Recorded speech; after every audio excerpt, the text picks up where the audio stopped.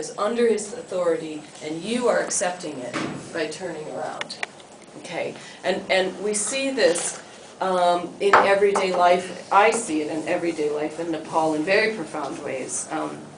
So I'll give you a really powerful example, which was, I was up in Mugu 2 years ago talking to people, Dalits, about caste relations. And I had interviewed them about 10 years earlier about caste relations, and they knew me well, so I was following up with them, and I said, you know, after the Maoists were here, things, you know, are things better? You know, the Hetni Kudale and, you know, Jatko Kudale, and they said, yeah, they're a bit better. And they said, but you know, we still feel uncomfortable to go to our Tulo Baba. And my research assistant said, do you yourself feel uncomfortable? They said, yeah, we feel uncomfortable to, you know, to look our Tulo Baba in the face. And this woman sitting with us, she said, she got really angry, and she said, yeah, we ourselves feel uncomfortable. We make ourselves Dalit. You know, and that moment of recognition of how these practices are so deep in people's psyche, in their everyday lives, and you know, what it means to be Dalit in Mugu gets reinforced every time they don't want to look their Tulo Baba in the face. Okay? And that moment of challenge, when they do, can be really profound, but doesn't get maintained. You know, and it often is not. And I think that's, you know, we're seeing some very, very contradictory outcomes of the insurgency in that manner, in that respect, where they you know, they put Dalits at hearth fires of Brahmin households when they were traveling. But would a Dalit from the village be invited in? Would they come in and sit at that hearth fire? Probably not.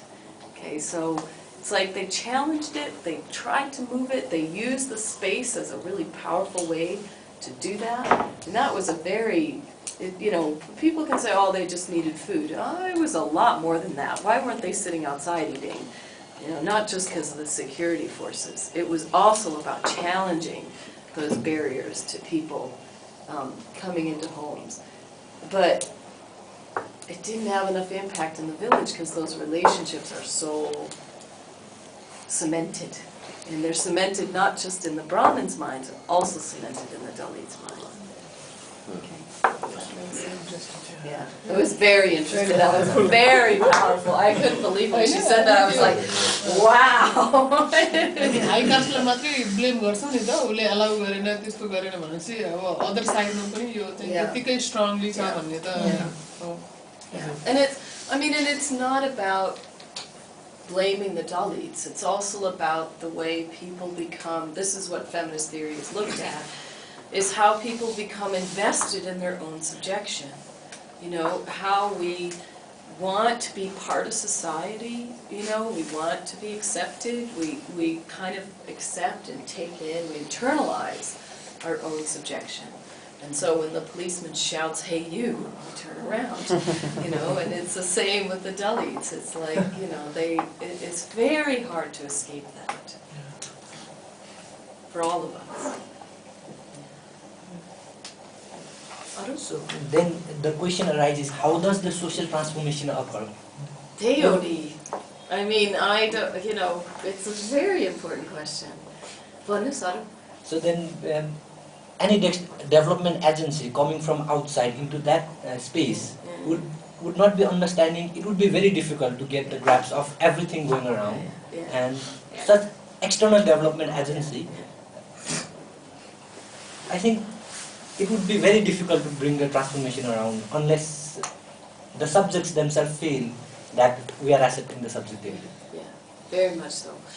And, you know, and it's why things like gender mainstreaming doesn't work very well. You know, and yet, at the moment, it seems to be the only tools we have. So how do we then, what do we do with it? And I've evaluated the gender and equity programs for one of the community forestry projects, and I thought a lot about this. It was like, and I guess in my own work, the one thing I've seen, there's sort of two things. One is that when a development project comes in, like community forestry, and it says, you have to have women on your committee, It is a way of creating space. It's a way of beginning to authorize them. Okay, and that it's not enough. Because even women on the committee, they're not always authorized. Okay, they just sit there, or their husbands tell them what to say or something. Not always, but you know, some of them. Some of them actually have quite a lot to say, and then they get ignored anyway. But so it's a way of authorizing them. Another thing is that economic change, at least in Mugu, has been the #1 reason for changing caste dynamics. #1 reason. And you know, one Takuri man said to me a long time ago now, it was 15, 17 years ago I think, and the roof in the house leaked onto my sleeping bag. And I was like, well, you know, he's like, oh yeah, the roof leaks, oh, we need to get it fixed. And I said, well, why don't you fix it? And he says, well, you know, the dooms, they don't come when we call anymore. You know, we used to call and we'd give them maybe 50 rupees and a meal and they would come and mind us. They don't mind us anymore. Now they can go up to the airport and make 250 rupees a day, and so they won't come when we call. And the Dalits themselves, I mean, actually they've articulated that it's economic opportunity and multi-party democracy. Because they said, you know, they need us now. They need our votes. They have to respect us. And obviously we know there's a variety of patron relationships that still go on there, but it does seem, it's very slow. I don't know, I'm still thinking about it. Because it's, you know, you know, challenges to the status quo are very powerful. They're very difficult and very alienating for the people doing them, but that is the only way that transformation will occur. You know, so I was trying to convince my Nepali sister to keep riding her bike. To just buy a pump and carry it with her, you know, but she gave up. I would like to add something. Yes, please. As you said, that economy could be one driver for the change. So again, when there is economy, we can again relate with environment. So there's comes the subject of environment and sustainability. So what's your call on this? I think that, you know, economic change is not always bad for environment. If you look at the Khumbu and Langtang and some of the more wealthy areas of Nepal, rural Nepal, they have less environmental degradation issues than some other places. Because economic diversification brings a different kind of pressure on resources. And I think that you can't, I guess the other thing is to recognize that use of environment has always been the case in human societies. I mean, we can't survive without using our environment. And it's a question of how we use our environment. And also I think that this is my problem with conservation discourses, is that to think that we should protect environments and not allow any human activity often leads to a decline in biodiversity, because it's been harvesting within a forest, for example, that has helped to create the kind of plant structure that we see today. So, you know, we need to be very careful about assuming that economic change or economic growth, I'm reluctant about growth, but diversification and environment are not compatible. Okay. So maybe there is less of social differences in places like Kota than in Mugu, like say. No, I think in Kotang we see quite a lot of social difference. We see a very different kind of power relations for sure. There's more political space in Kotang in terms of there's more active contestation by a wider group of people politically right now. In Mugu it's like Kurimilaune Paisapane, Netaru. In Kotang it's not quite so easy for them to do that. And I think there's actually slightly more real commitment on the part of the Neta to actually do something with the money and not just eat all of it. Well, I'm sure they eat a fairly big portion of it. And the three parties are not as strongly dominant, so there's more debate going on at BBC level. That's what we see. But why that is, I can only speculate. I think some of it is the Lauri, some of it is the particular type of ethnic difference we see there, the history of the conflict, you know, lots and lots of different reasons why. But it's not just because the environment is better. You know, there's, I think it's much more complicated than that.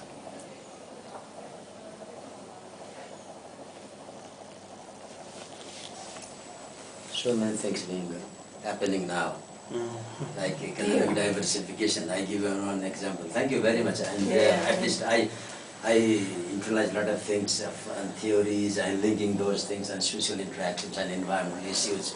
Just for example, in my village, Gorga, there are not many agricultural land being abandoned because people are migrating to Kathmandu, like me, for having higher studies and getting the land here and the left land abandoned for agricultural land. And we were scared of that, the land which has been the fodder and fuel trees being grown up.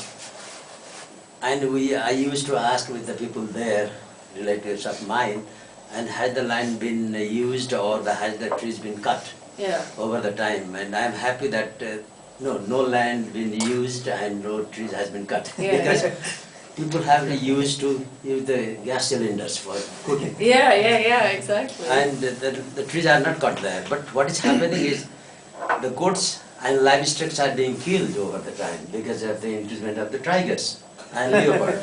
That is one, right? And the people, they are the Maoist and the Nepali Congress and UML, the political parties, even the women group, they have formed in terms of political groups.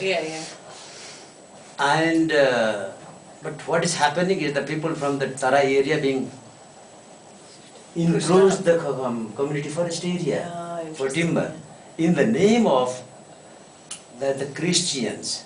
They bought the land nearby the hill and they used to make a route. And what the purpose is to cut the trees. And you can see the whole political ecology is Exactly. That's a very vivid example. Just 1 month ago. Just 1 month. And it's a good example in that it's also about that complex intersection of different power dynamics and the way people justify their environmental actions. You know, that is really, really important. The other one, we have a study on during 90 to 95, and we have a book on social dynamics of deforestation. One of the professors from Leicester University and myself did have a writing that book. That was published in 94-95. And we had some evidences, the social and environmental interactions on in terms of political ecology. I don't know where to link this. For example, the hydropower dams in Nuwakot area, because of the hydropower dams, 2 different hydropower dams, thousands of hectares of forest were cut and got use of these dams and the people coming from India, making the houses and building houses and using for fuel wood, right? But over the time, after 95, what happened? Basically after 90s, what happened? That the women group emerged, basically, for conserving the land, than the male one. That is in Karanitar. That is in Chokade Vanjan. That is in the watershed area of what you say, between Rashua and Nuwakot. In Muku now, that's true too. The men are just profiting off of the growth of Gumgudi Bazaar and selling loads of timber out of the community forest user group. And the women have launched a couple of andolans against this and trying to stop it, and because they want to cultivate medicinal herbs in the forest and try to get rich that way. But I think what's important about it is they all want to get rich. And you know, there's Arun Agarwal has tried to argue about this environmentality. I'm like, come on, Arun, this is just about them getting rich. What's the better way to get rich?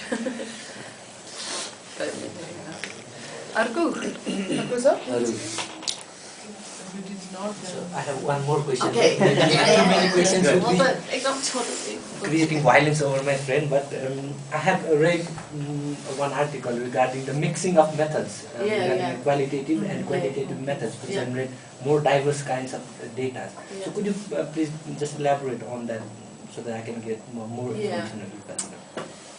I think my approach to mixing methods is fundamentally predicated on an understanding of different types of knowledge as being equally valid. So when I was doing work in Mugu, I did aerial photo interpretation, and I also did oral histories. And one of my professors said, "Oh, that's good. You can use the aerial photo interpretation to triangulate the oral histories. Find out if they're true." And I said, "Well, no. I think they're both true. And what I'm more interested in is if I kind of treat them as equal, and then I compare them, what do I get? What do I see? Because you're going to see something different in those two data sets. So I think what because when you mix methods, there's lots of different reasons to do it. And triangulation is certainly important. You need to be validating your data by checking that it's also, you're hearing it from other places, not just one source. But you can also analyze your data sets independently, use all the check methods that you need to for that data set, and then compare it to your other ones and see what happens. And when they don't line up, for me that's more interesting than when they do. And then you have to start asking questions about why. So you're probably quite familiar with it, but in the work I did, people said the forest was a lot better. And the aerial photo interpretations, it's kind of mixed. Some areas are a bit better, some are worse, some are kind of, it's not a conclusive type way better that they were all talking about. And it helped me to recognize that they didn't understand the forest as an ecosystem that was separate from the social relations that managed it. And I had other kind of clues as well. That wasn't the only thing. And another clue was that I'd been walking along the trail one day and I asked some people what that land up there was, and they said, "Oh, Banu."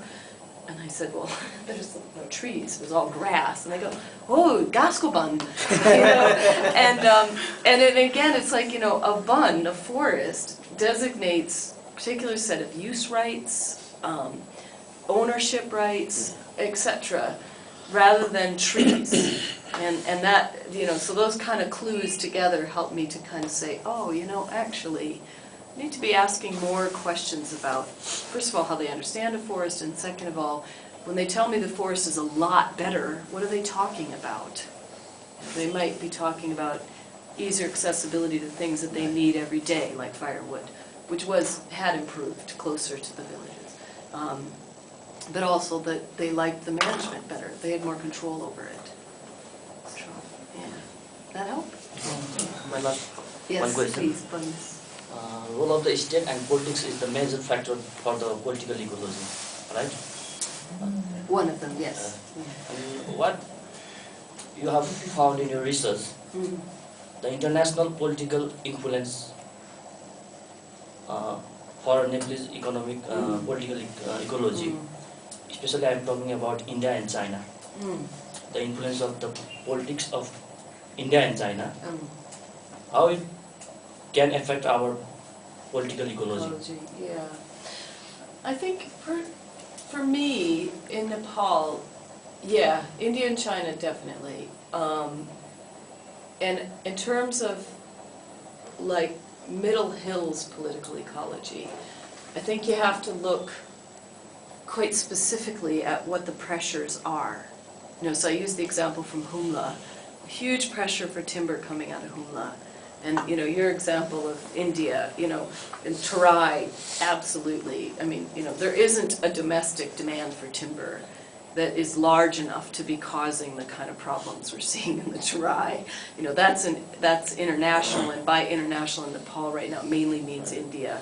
Okay, but I think that the other issue is about that